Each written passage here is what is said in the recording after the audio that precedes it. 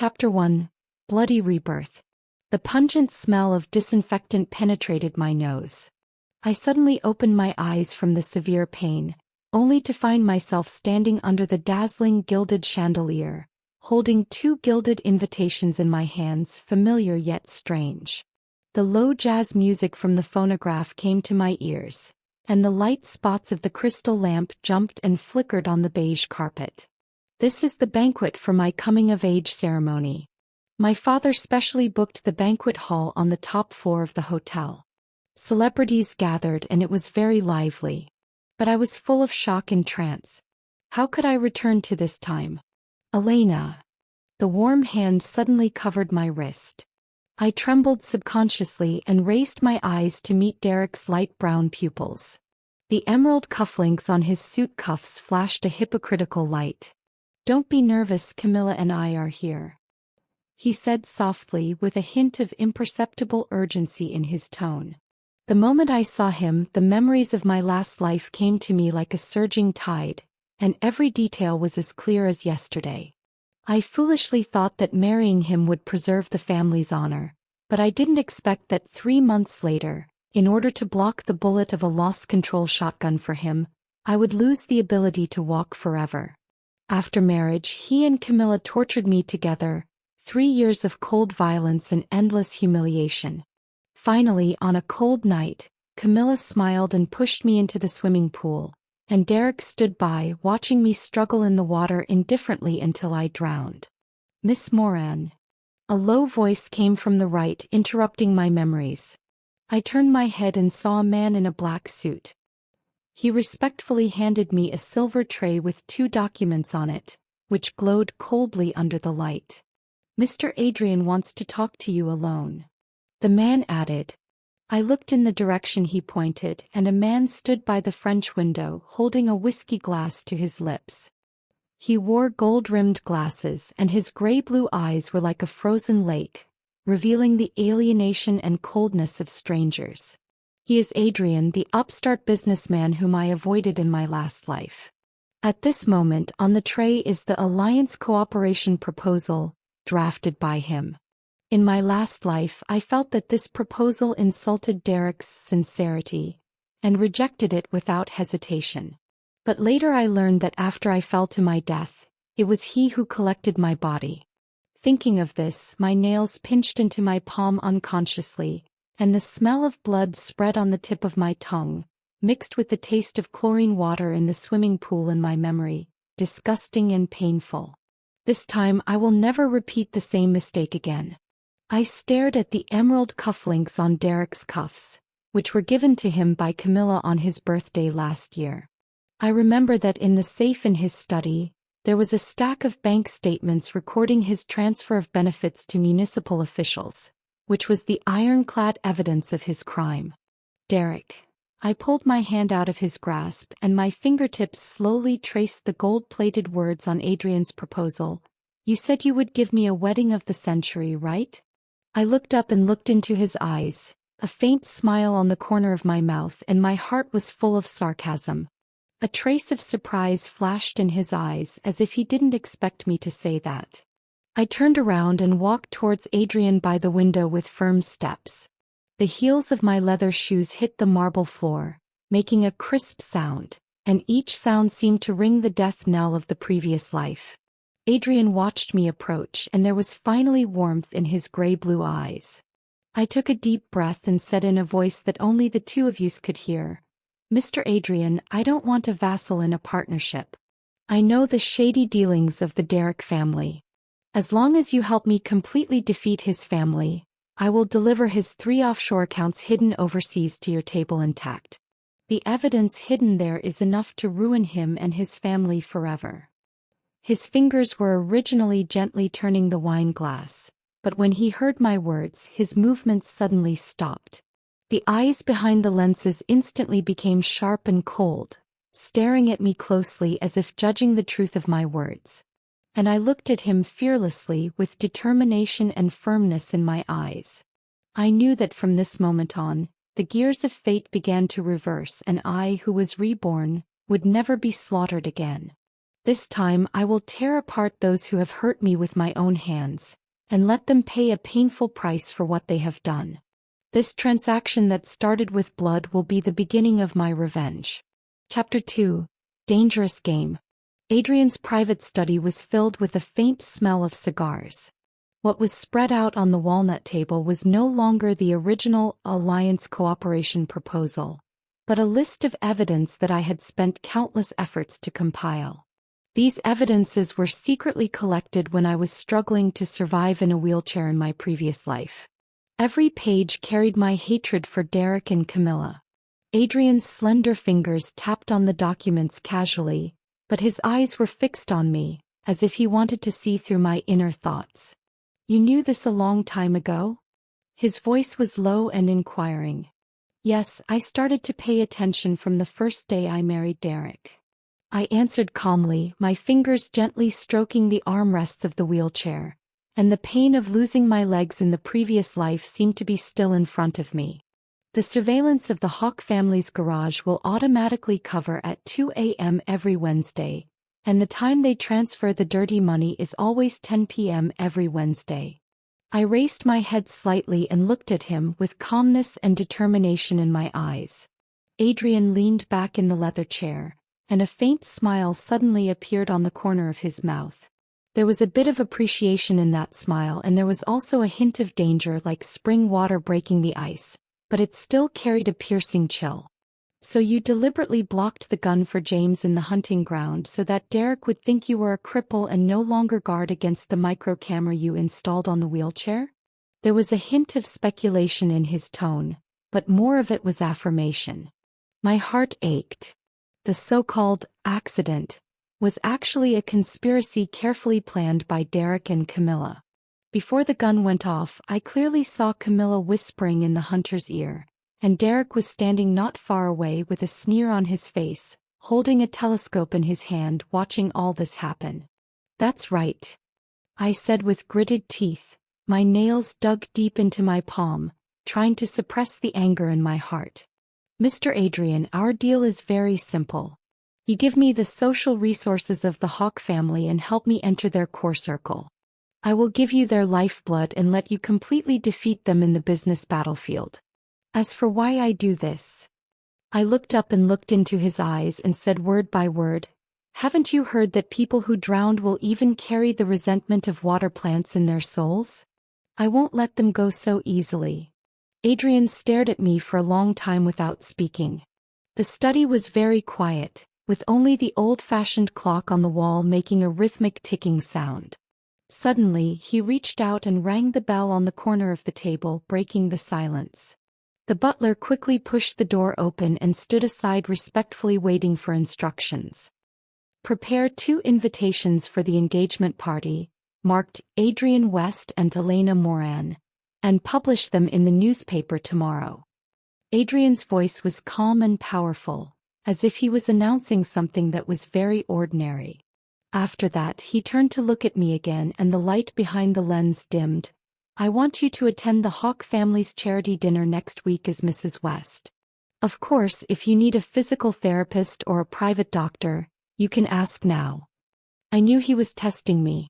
After all, I lost my legs in a car accident in my previous life, and now it's 3 months since the accident in the hunting ground and my legs are still intact.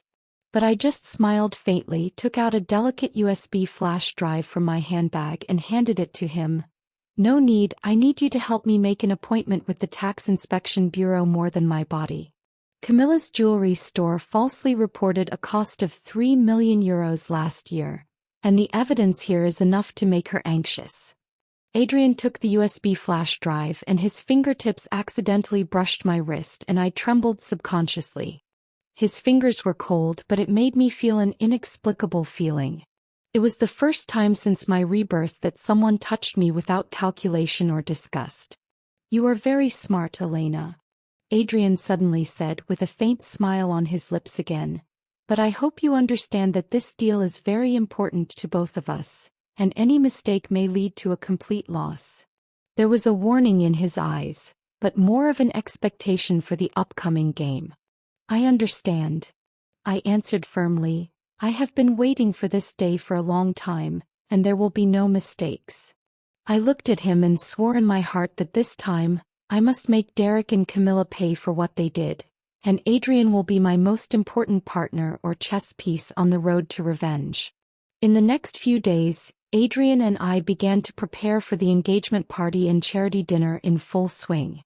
Adrian arranged the best stylist to design dresses for me, each of which was extremely luxurious, highlighting the status of the West family. And the rehabilitation therapist also developed a secret rehabilitation plan for me according to my requirements. I want to restore my body to the best condition before the accident in the hunting ground, and I can't let Derek and Camilla see any flaws. Finally, the day of the engagement party arrived. When I appeared in front of everyone in a white custom-made wedding dress, holding Adrian's arm, the whole audience burst into warm applause and exclamations. Derek and Camilla were also among the guests. Their faces were very ugly and their eyes were full of jealousy and unwillingness. I deliberately walked in their direction with a sweet smile on my face and whispered to Adrian, "Look, their expressions are so wonderful." Adrian lowered his head slightly and whispered in my ear, "This is just the beginning and they will have a hard time later." His voice was low and magnetic, which made me feel inexplicably relieved. After the engagement party, the Hawk family's charity dinner was getting closer and closer. I knew that the real contest was about to begin, and I was ready to step into this dangerous game with a heart full of hatred and firm determination. I want to let Derek and Camilla know that the consequences of offending me are unbearable for them. Chapter 3: Undercurrents. On the night of the charity dinner, the luxurious banquet hall was illuminated by crystal chandeliers as bright as day. I wore a dark green velvet dress from Chanel Haute Couture, and walked into the venue gracefully with Adrian's arm. The hem of the skirt swayed gently with my steps, and every step was full of confidence and pride. The moment we entered the venue, everyone's eyes were focused on us, and whispers spread among the crowd. I had a decent smile on my lips, but my eyes quickly searched for the two familiar figures in the crowd. Soon I caught Camilla and Derek in the middle of the dance floor. The champagne glass in Camilla's hand trembled violently, and a trace of jealousy flashed in her eyes. She probably never thought that I, who was ruthlessly pushed into the swimming pool by her, would appear here as Mrs. Adrian so dazzlingly, wearing the blue diamond necklace passed down from the Adrian family shining brightly. "Sister Elena, long time no see." Camilla walked towards me swayingly on her 10-centimeter red-bottomed stilettos, with a hypocritical smile on her face, but the resentment in her eyes could not be hidden. There was a very thin poison needle hidden in her fingertips, and with just a slight touch she could inject the deadly poison into my body. In my previous life, I fell into a coma after taking her seemingly ordinary glass of champagne. When I woke up, I was already in Derek's study, listening to him hypocritically saying nonsense like, "Camilla just loves me too much, don't mind it." I sneered at the corner of my mouth, secretly mocking her stupidity in my heart. In this life her little tricks can't fool me. I took the wine glass with a smile, and my fingers seemed to knock the edge of the glass lightly. In the slight collision, an almost imperceptible crisp sound came, which was the sound of the poison needle being broken. "Camilla, the ruby necklace on your neck is a new product of Hawk's this spring, right?" I leaned close to her ear and whispered. Although my voice was soft, it was intimidating. "I heard that the Quality Inspection Bureau is strictly checking heavy metals this week." Her face turned pale in an instant and a trace of panic flashed in her eyes, but she quickly pretended to be calm. At this moment, Derek held her waist at the right time, and looked at me with a warning in his eyes. "Lena, we all know that you still blame me." "Blame?" I interrupted him fearlessly, stretched out my hand to hold Adrian's arm, and held it tightly as if to declare my dependence on them. "Derek, aren't you curious why West Group suddenly started to buy a large number of Hawk real estate shares?" My voice was not loud, but in this quiet banquet hall, it was clearly heard by everyone. The music in the venue suddenly dropped half a beat, and it seemed that even the air was frozen. I saw reporters on the second floor holding up their cameras and flashes flashing. Or, you want to know why the people from the Tax Inspection Bureau are now thoroughly checking your overseas accounts. Derek's pupils suddenly contracted, and the blood on his face faded instantly. I took the opportunity to pass the champagne to my lips. The cold liquid slid across the tip of my tongue without a trace of peculiar smell. It seemed that Camilla had changed her plan temporarily. I sneered in my heart. Did she think she could escape this way? When I turned around, I deliberately bumped into the waiter with the tray. The red wine on the silver plate instantly splashed on the white tablecloth.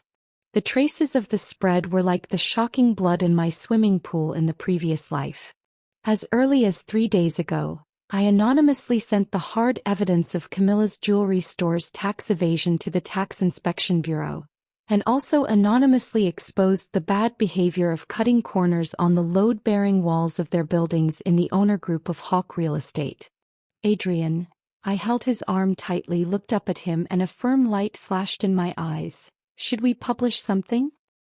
He looked down at me, a hint of interest flashed in his eyes, and he seemed very satisfied with my series of operations. What does Madam want to publish? Just say.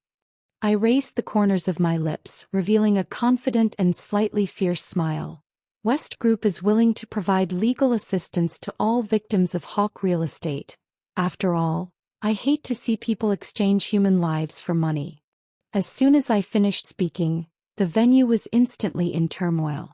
Camilla's screams and Derek's curses intertwined, just like the vague sounds I heard under the water in my previous life, full of despair and fear. And this time I stood in the light, watching them struggle desperately in the whirlpool of public opinion, and my heart was full of the pleasure of revenge. In the chaos, Adrian's palm quietly covered my lower back, where there was an old wound caused by the tiles of the swimming pool in my previous life. At this moment, through the velvet, I could still clearly feel the warmth of his palm. This seemingly casual action made me feel a strange warmth in my heart. It turned out that the taste of revenge was so strong, more intoxicating than the champagne in the banquet hall, and more dazzling than the blue diamond on my neck. And the man who I once regarded as the cold winter, Adrian, was accompanying me on this thorny road, stepping out the first bloody rose, and opening the prelude to my complete revenge. Chapter 4. Deadly Temptation. The rain was pouring and the raindrops hit the car window, blurring the view outside the window. I sat in the living room of West Manor, watching Derek's car slowly drive in through the French window. His figure looked particularly embarrassed in the rain, and his former vigor had long gone. The car door opened and Derek rushed in against the wind and rain, and the rain kept dripping along the ends of his hair, wetting the expensive custom-made suit. He walked straight towards me, knelt on one knee in front of me, and held my hand tightly with both hands. Lena, I was wrong. His voice was trembling and his eyes were full of regret.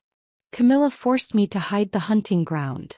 She said that as long as you become a disabled person, the Moran family will give me the inheritance. I looked at him quietly without a ripple in my heart. His acting skills were still so poor, and those false words sounded like ridiculous lies to me. I gently pulled my hand back and my fingertips brushed across his cheek, like a gentle caress, but with a piercing chill. So you asked someone to change the trajectory of the shotgun? Let the bullet just graze James' heart, but let me block the fatal blow for you. I stared into his eyes and asked word by word.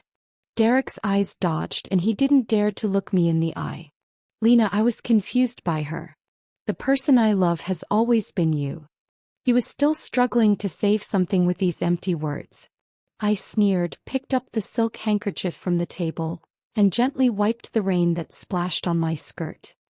Derek, you know I hate it most when people lie to me, especially when you think I still believe in fairy tales like true love. I stood up and looked down at him with disdain in my eyes. At this time, Adrian was watching all this quietly at the corner of the stairs. The cigar between his fingers was smoking, and in the dim light his eyes were deep and cold. He nodded slightly at me, indicating that everything was as planned. 3 days ago, I pretended to be drunk at the charity luncheon and deliberately leaked the location of the encrypted files of Adrian's company. As we expected, Derek and Camilla took the bait. At this moment, the eavesdropping device hidden in Derek's palm was continuously transmitting the conversation here to Camilla. At midnight, Camilla appeared on the surveillance screen in the basement. She wore white gloves and carefully opened the safe with greed in her eyes. "Take the encryption chip away quickly. Tomorrow is the board of directors' term change." Her voice trembled slightly because of nervousness and excitement. Adrian and I stood in front of the surveillance camera watching all this quietly. I watched her stuff the forged documents into the bottom of her bag, and the scene of her applying lubricant to the brakes of my wheelchair in my previous life came to my mind. That day I almost died because of her evil deeds. "It's time to close the net," Adrian said softly. His voice was low and powerful. He picked up the tablet and pressed the send button. In an instant, the server of the regulatory agency 3 kilometers away began to receive real-time transmission of theft images, as well as a complete set of evidence chains that Adrian's legal team had prepared long ago about their forged business contracts and bribery of customs officials. The sound of the sirens broke the silence of the rainy night. Derek's face turned pale when he heard the sirens. He stood up in a panic, took out a gun from his arms and pointed it at me. "Lena, why are you doing this?" His voice became distorted by anger and fear. Seeing this, Adrian rushed over without hesitation. He wrestled with Derek, and in the chaos, Adrian's arm was scratched and blood stained his shirt. But he did not retreat at all and finally subdued Derek. The police rushed into the manor and took Derek and Camilla away. Camilla was still screaming hysterically and Derek looked desperate. Watching them being taken to the police car, I had no pity in my heart. This hunt in the name of love has finally come to an end. Adrian walked to my side. His arm was still bleeding, but he didn't care. He gently held my hand. "I'm glad you're okay." There was a hint of fatigue in his voice, but full of relief. I looked at him and a complex emotion surged in my heart. This man in this revenge has always stood by me and fought side by side with me. I took out a handkerchief from my handbag and bandaged his wound. "Thank you, Adrian," I said softly. These simple words contained too much gratitude from me. Adrian looked at me and a hint of tenderness flashed in his eyes. "We are partners and this is our common victory," he said. The rain gradually stopped and a glimmer of light appeared in the sky. I knew that from this moment on my life would be completely changed. Those who had hurt me had received the punishment they deserved. And I would say goodbye to the past and welcome a new future. Chapter 5. Truth Strangles. The atmosphere in the courtroom is oppressive and solemn, and the high dome makes every sound echo in the void. The sun shines through the stained glass with difficulty, casting mottled light and shadow on the witness stand, like fragments of fate that are broken and reassembled. I took a deep breath, leaned on the carved cane and walked up the steps step by step. With each step, the ruby on the top of the cane flashed, which was the symbol of the Moran family's indomitable spirit and the battle flag of my revenge. The crowd below the stage made a slight commotion and whispers came like a tide. After all, I was still sitting in a wheelchair 3 months ago, but now I am upright and my eyes are more determined than ever. I know that everyone is looking forward to this trial, looking forward to the secrets hidden in the dark being revealed one by one. "Please state your relationship with the defendant." The judge's voice was steady and majestic, and the gavel in his hand knocked on the oak table. The sound of dong was like a heavy hammer hitting my heart, and also knocked open the past that I couldn't bear to look back on. Derek Hawk, my ex-husband. I turned around and looked straight at the dock. Derek sat there, his eyes dodging, trying to avoid my gaze. His hair was a little messy, and his once delicate face now looked haggard and pale. 12 years ago at the family hunting ground he carefully planned an accident. I paused, took a deep breath, and tried to keep my voice steady. He bribed the hunting ground manager to tamper with the gun parameters, causing my adoptive father James to be seriously injured. And I, in order to block the bullet that should have been shot at James for him, lost the ability to walk. As soon as I finished speaking, there was an uproar in the courtroom. Camilla couldn't sit still in the dock. She stood up suddenly, her face full of anger and unwillingness. "You are talking nonsense. This is all your conspiracy. You want to frame us," she screamed, and her wig was a little crooked with her movements, revealing the small barcode tattoo behind her ear. I sneered and swiped my fingertips across the tablet. Camilla's childhood medical records and current plastic surgery records immediately appeared on the projection screen. The comparison between the two was clear at a glance. You forged your aristocratic ancestry. Your original name was Clara Smith. You were trafficked to Europe when you were 12 years old. 3 years later, you pretended to be the lost cousin of the Hawk family and mixed into the upper class. I said coldly, and every word was like a sharp knife, stabbing her vitals. And the reason you were able to get close to Derek was because you participated in the property plunder plan against the Moran family, from the hunting ground shooting to the swimming pool murder. When the surveillance video of Camilla pushing me into the water was played in the court, the entire court fell into a deathly silence. In the video, my struggle and despair were clearly visible, but Camilla had an indifferent smile on her face. Camilla finally collapsed. She collapsed in the dock, muttering, "It's not me, it's not me." Derek suddenly jumped up and he threw himself at the guardrail of the dock, his eyes full of bloodshot like a trapped beast. "Elena, you know I love you. I changed the trajectory because I was afraid that James would leave his inheritance to you, and it was Camilla who forced me to push you into the water." He shouted frantically, trying to excuse himself. "Love." I laughed in anger and knocked my cane heavily on the ground, making a crisp and loud sound. "You love the shipping empire of the Moran family and the control of the port obtained by the Hawk family through marriage." I unfolded the documents in my hand, facing the jury, and raised my voice a few degrees. "This is the details of the 18 accounts they transferred overseas.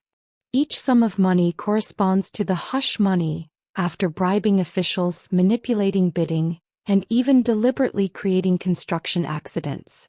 The blood of the 37 people who died in the collapse of the building is now in your account, emitting a rancid light." The courtroom was silent and everyone was shocked by this cruel truth.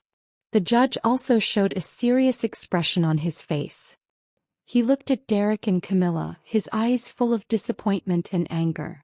At this time, Adrian stood in the shadow of the witness stand and nodded slightly to me. His cuffs were shining. They were the cufflinks I gave him. They were engraved with the family crest of the Moran family and the eagle pattern of the West family, symbolizing our friendship and common victory in fighting side by side. I know that true revenge is not simply to repay blood with blood, but to let the sun shine into every dark corner, so that those who once dragged me into the abyss will have nowhere to hide in the face of the truth and taste the evil consequences of their own actions. This trial is not only a punishment for Derek and Camilla, but also a farewell to the past and a declaration to the future. I, Elena Moran, will no longer be the weakling who is at the mercy of others. Chapter 6. Roses Bloom. Outside the French windows of the rehabilitation center, snowflakes fell gently like feathers, sprinkling on the ground, decorating the world with white. I stood in front of the parallel bars, staring at my reflection in the mirror, holding the bars tightly with both hands. My palms were already soaked with sweat and clear handprints were left on the metal bars. This was my first attempt to walk independently, and every step I took was like challenging the shackles of fate. The physiotherapist stood by, his eyes full of encouragement, and whispered, "Elena, don't be nervous, take your time, you can do it." I took a deep breath, trying to calm my inner tension and anxiety. At this time I felt a familiar and warm gaze falling on me. Looking back, Adrian was holding a camera, concentrating on recording this moment. His eyes were full of expectation and trust, and his gray-blue eyes looked particularly bright under the light, as if hiding the stars in the sky. "Don't be afraid, I'm here." Adrian's voice came from behind, steady and powerful like a warm current, instantly dispelling the fear in my heart. With his encouragement, I plucked up the courage, slowly raised my left foot, and tentatively took a small step forward. At that moment, the old injury on my right leg sent a heart-piercing pain, and I subconsciously frowned, but I didn't retreat, but gritted my teeth and insisted on landing my feet firmly on the ground. After taking the first step, an inexplicable sense of accomplishment surged in my heart, as if I saw the dawn of freedom. Then I tried to take the second step, but because I exerted too much force, my body suddenly lost balance and fell forward. Just when I thought I was going to fall to the ground, a pair of strong arms held my waist in time. I turned my head and met Adrian's concerned eyes. His palms sent out the hot temperature through the thin sweater, which made me feel extremely relieved. "Elena, you did it." Adrian turned off the camera with a relieved smile on his face. He took out an exquisite velvet box from the inner pocket of his suit and opened it gently. Inside was a bunch of gorgeous red roses, with crystal morning dew hanging on the petals, shining with charming luster under the light. "From the day you turned and walked towards me at the first show of the social season, I knew that you were not a weak rose that needed to be protected, but a fire that could bloom tenaciously in the thorns." His voice was gentle and affectionate, and every word seemed to plant a seed of love in my heart. I took the bouquet and gently stroked the bruises on the back of his hand with my fingertips. They were the marks left by him bumping into the equipment to prevent me from falling when he accompanied me in rehabilitation last week. Looking at these bruises, my heart was full of emotion and guilt. "Adrian, do you know?" I looked up and looked at the breath condensed on the glass due to our breathing and said slowly, "Before I fell from the building in my last life, the thing I regretted most was not marrying Derek, but not having time to say, thank you, to you. Thank you for sorting out my belongings and sending James to his grave after my death." Adrian's pupils suddenly contracted.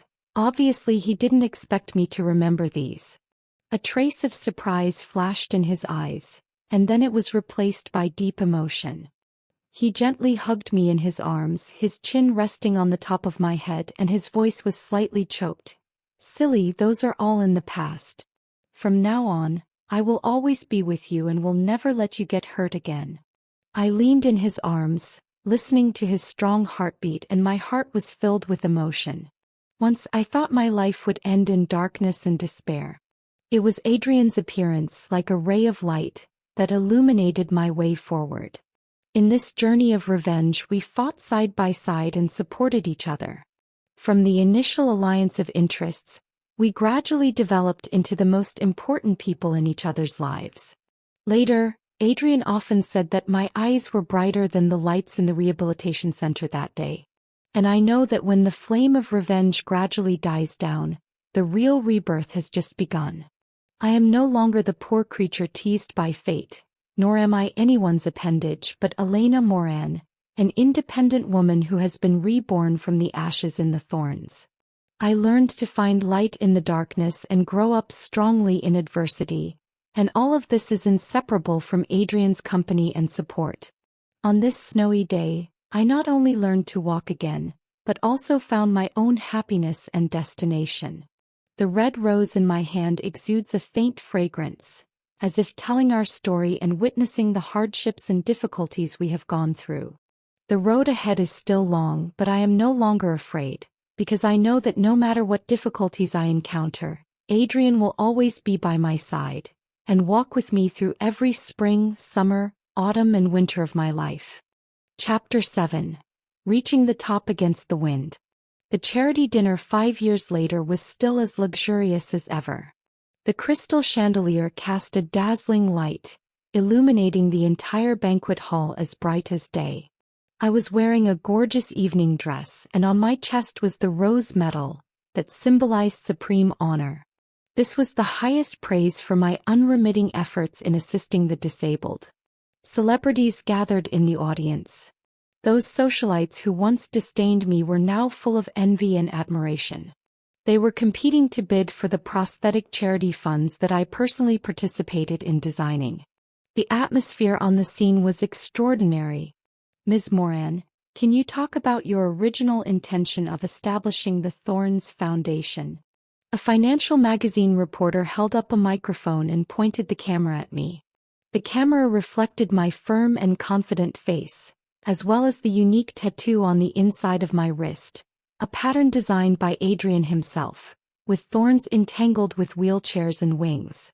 It is a symbol of my life and a witness to the interweaving of pain and hope. Because I thought that losing my legs meant losing the right to fly. I raised my head slightly, looking through the crowd and looking at the door of the banquet hall. Adrian was talking to a tech upstart. He was tall and straight, and his tailored suit perfectly outlined his figure. His gestures showed elegance and confidence. But later I realized that the Real wings grow in the heart, just like the smart prostheses developed by our foundation, which can not only allow disabled people to stand and walk again, but also connect to the brain-computer interface, so that they can truly feel the gentle breeze on their cheeks and embrace the beauty of life again. I said slowly, my voice was steady and powerful, and every word was full of my enthusiasm and persistence for this career. As soon as the voice fell, the audience applauded. At this moment, Derek's sister suddenly walked through the crowd and hurried onto the podium. She looked a little flustered, stuffed a crumpled letter into my hand, and turned and left in a hurry before I asked. Full of doubts, I slowly opened the envelope and unfolded the messy letter. It was written by Derek in prison. The words on the letter were crooked, like the traces left by his panicked and trembling hands. Camilla is crazy. She always says that there are seaweeds in the swimming pool that are wrapped around her feet. And I dream every day that you are standing on the edge of the cliff, smiling and letting go of my hand. Seeing these words, there was no ripple in my heart. The unforgettable hatred that once engraved in my heart had long since disappeared with the passage of time. I gently folded the letter and put it in my handbag. My fingertips subconsciously brushed across the unique wedding ring on my ring finger, Adrian's carefully designed work, 2 thorn rings intertwined, and in the middle was a ruby removed from the old family emblem of the Moran family, which symbolized our indestructible love after going through hardships. In the distance, Adrian ended the conversation and searched for me in the crowd. When our eyes met, he frowned slightly as if he noticed something strange about me. He walked through the crowd and walked towards me quickly, with every step bringing a reassuring power. "What's wrong?" he asked softly, his eyes full of concern, and he noticed the letter in my hand. "Don't worry." I stood on tiptoe and kissed the corner of his lips gently, trying to dispel his worries. The past has long since turned into mud on the soles of my shoes on the day they went to prison, and it's not worth mentioning. In fact, every word in Derek's letter is like a blunt knife. Although it can no longer hurt me, it reminds me how dark the abyss was. But it is also because of this that I cherish Adrian around me at this moment, cherish this hard-won happiness and peace. It is his appearance that allows light to shine into my life from the cracks and illuminate my world. After the dinner, we went to the rooftop together. The city lights are brilliant at night, and the bright lights spread out under my feet like stars, like a dream.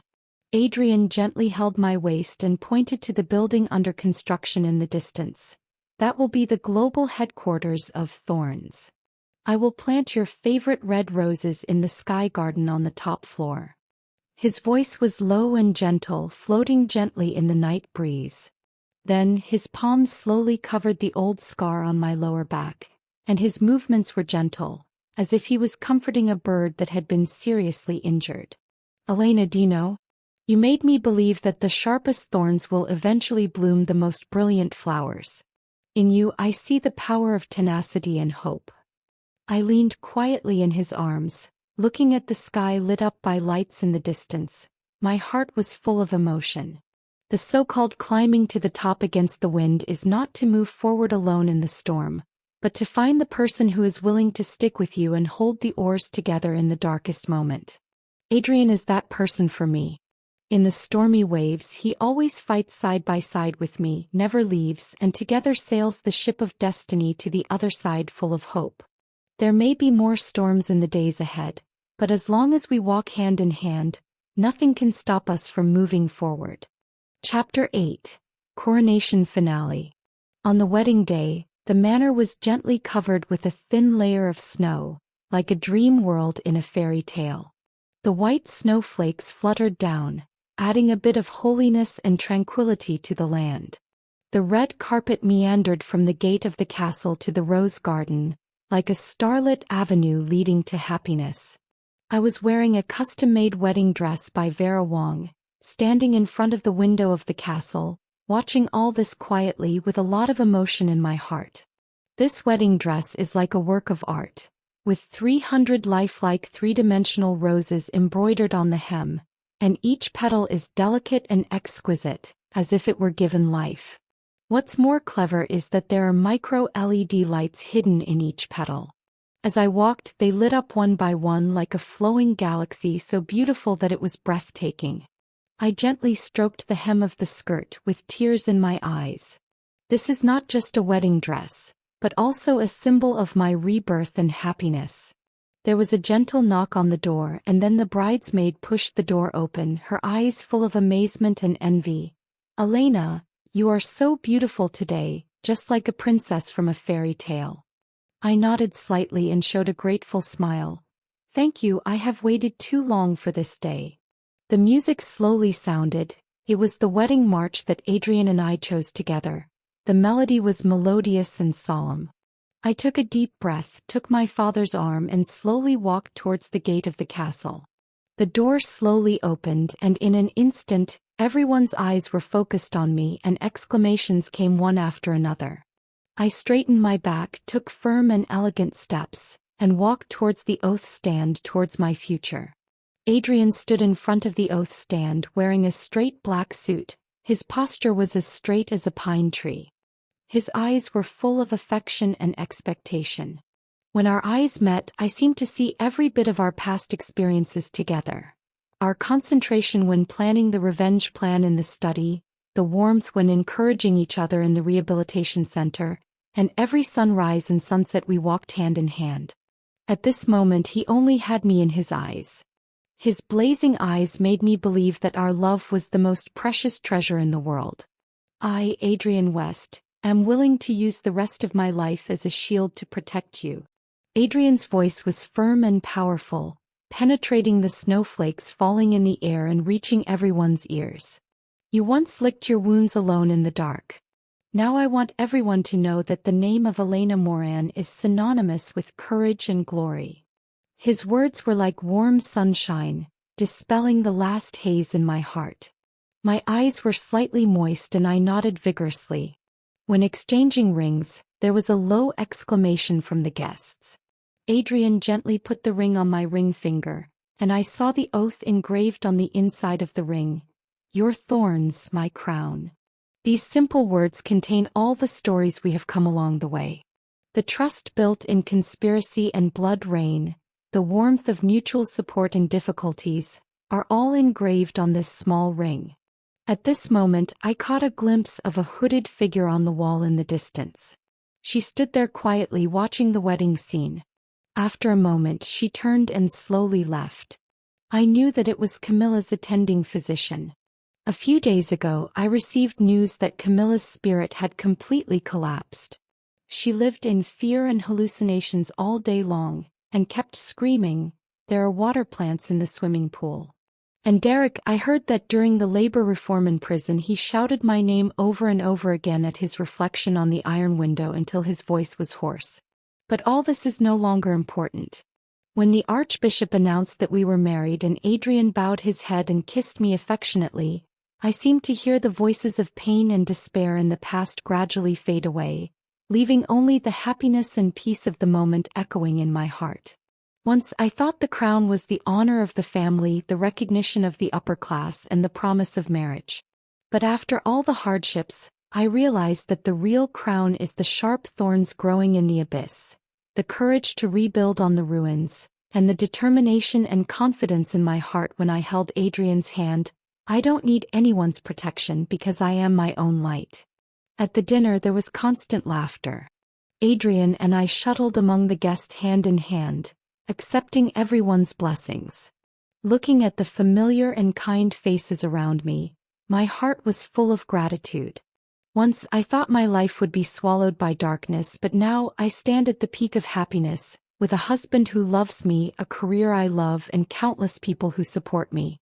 As the dinner was coming to an end, Adrian took my hand and climbed to the top of the castle tower. I don't know when the snow stopped, and the moon hung high above the rose garden, sprinkling cold and soft light, covering the rose garden with a layer of silver gauze. The thin snow on the petals sparkled with tiny lights under the moonlight, like countless diamonds. Adrian gently put a cashmere shawl on me, and his fingertips gently stroked the tattoo on the back of my neck. That was the simple rose he drew in the corner of the agreement when we first signed the contract. Now it has become a part of my body and a witness to our love.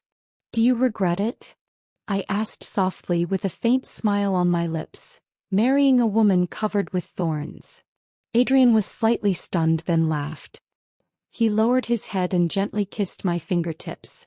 No, I only regret not meeting you earlier. When you first fell into the abyss, I should have become your anchor.